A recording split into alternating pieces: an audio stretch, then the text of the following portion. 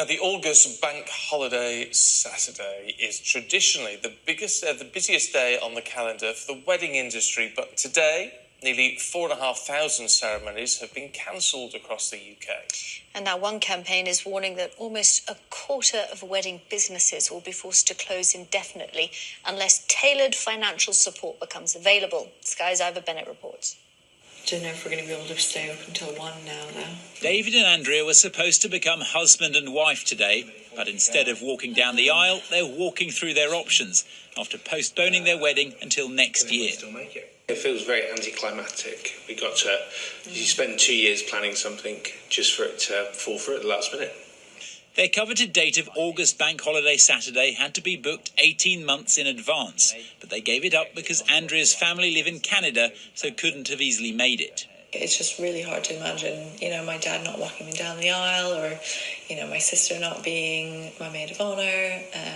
My best friend from back home, who I've known 27 years, is, not being there for that day. Just wouldn't have been the same, and I just can't imagine doing it without them.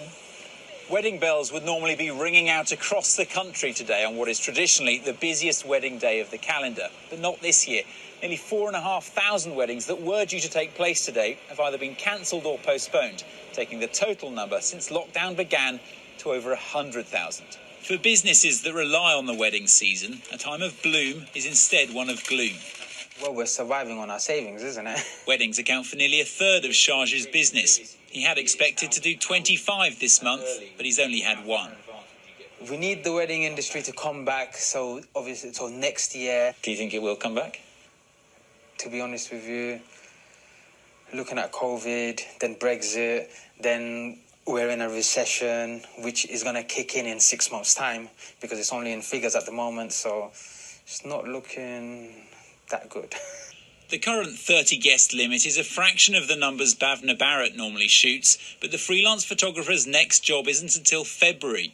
So on what should have been her busiest weekend, she's pondering the future of her business. We do have work for next year, but it's going to be months before we get to see any income, So what do I do between now and February of next year? How do I earn a living?